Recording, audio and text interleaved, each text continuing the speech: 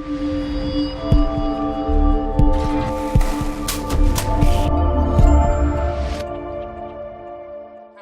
they can process the visual information cognitively. Okay, so I saw something, I processed what I saw, and then I very quickly came up with a solution of how I'm going to get there accurately. Okay, so decision making basically. And it happens faster at this level, obviously. And the better hitters are able to do that faster than everybody else in the world. That's what it comes down to. But there's no, you can't be stronger with your eyes and you can't be stronger with your brain. Either faster or you're not. So the test is designed, what I'm going to do tomorrow, it's brain eyes, it's called right eye. So I found out about this thing 4 years ago from a friend of mine who coaches in the St. Louis Cardinals organization. But since then, the company has kind of grown, and they're doing different things with autism. They're doing things with dementia and other brain disorders, but they're doing it through eyes and how eyes move. So what we're going to do is we're going to be tracking eye movement. It's a 4-minute test. The sensors on the computer will track your eye movement. They'll track each eye individually, and then they'll do something that they call an eye teaming process. So how do your eyes work individually, and how do both eyes work together? And are they working optimally? Are they working as efficient as they are? How fast are you? When you track an object, are you watching the object? Are you chasing the object? Or are you out in front of the object? It's very, very accurate. Once you get your score, it's going to create a training program to help you to be able to correct whatever visual disabilities or inefficiencies that you might have. And it's gamified and it's custom to whatever your issues are. And it's like you can go on like 2 or 3 times a week, 5 minutes at a time, and just kind of work video games that are customized to what you're doing or what you need to be doing to correct whatever's going on. Help with what I call a dynamic visual acuity screen, which takes the mechanics of how you're moving to figure out how your mechanics are affecting either head tremors in the head instability, or even disability in either side of your body, whether you have a power differential on one side of your body, which causes your head to either just be unstable, to cause those visual head tremors that would cause you to maybe miss a pitch by that much. So when we're talking about fast pitch softball, we're talking about 65 miles an hour, 43 feet away, give or take. So every 10 inches that a ball travels, 1/100th of a second of time has gone by. So we're tracking eyes, brain, and then we're also tracking body, 3-dimensional.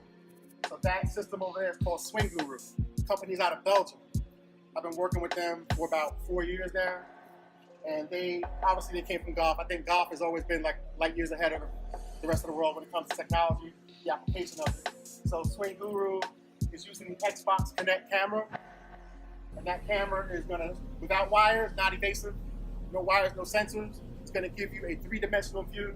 You're gonna be able to track 25 different metrics of how we're moving. Okay?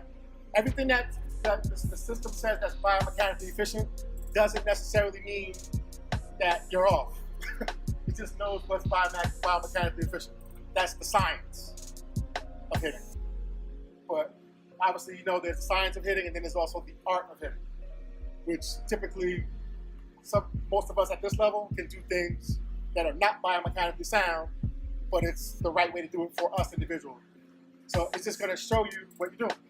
So we're tracking brain body, we're tracking eye brain, we're also tracking body, and then we're tracking back. That's where Diamond Kinetics comes in. We just want to get 4, I just want to get 4 metrics. There's so many more metrics, but I think the 4 that matter the most in terms of what I want to see and what I think you might want to be interested in is going to obviously be bat speed. We were talking about earlier. Obviously, you all have bat speed. Swinging it faster doesn't necessarily make you better, just so you know. Because you could be a 75-mile-an-hour bat speed and you're not on time with your 75 miles an hour. Either you're early or you're late. But at 68, you have more control and you're more efficient. So that's kind of like how I feel about it. But obviously, I'm not going to try to infringe my thoughts on whatever you guys want to do. I just want to show you what the data is saying so you know where you are with a number. Got that? Good? So that's that. And then I'm going to just talk about one more thing, and then I'm going to have to talk about the metrics. Is that right? Okay. So once we track that, the last thing we want to track is the ball.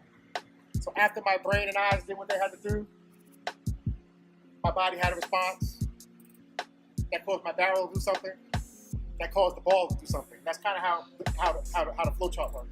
So Rapsodo, you probably heard of it. Rapsodo, everybody heard of it?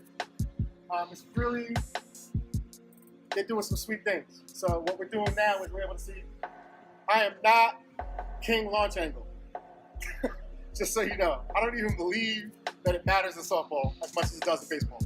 Because there's this thing called the rise ball that some people do not believe actually exists. So because of that pitch and the fact that we know that it's real, we can't put all our eggs into that launch angle thing. You just have to believe in your ability to be able to get on plane and get that done based on your instincts and your experience, because you've seen enough of each pitch to know how to do it and how to make the changes in flight. And I think body position pre-decision gives you the ability to make adjustments based on what the ball's doing. That's it. All right. So, and everybody's going to get there a different way. So we're good with that. But we want to also see our spin efficiency, which is what I'm really interested in seeing. Exit velocity is the most important metric out of all the metrics. Because the ball's leaving your bat hard, it has the potential to get through an infield, it has the potential to get into a gap, it has the potential to get over a fence. That's it. Exit velo. Period. So my thing is, how easy can you hit it hard? That's it. You got to be in control. So on Rapsodo, we're going to give you an idea of, on an outside pitch, am I getting too much slice? On an inside pitch, am I getting too much hook? And then you can figure out why. That's on you. You guys can figure that out. And you make adjustments, and you make adjustments, and you adjust again, and you adjust again. So, like I said, we just want to give you an idea of what's going on. I don't want you to try to change your swings to light up the numbers. Just do what you do, and we're going to put numbers on what you're already doing. That's the safest way to approach this thing. And some people are doing it the other way, which I don't agree with. I don't believe in that. I believe that the technology is a great thing when used the right way, and when you go into it with the right mindset and the right mentality.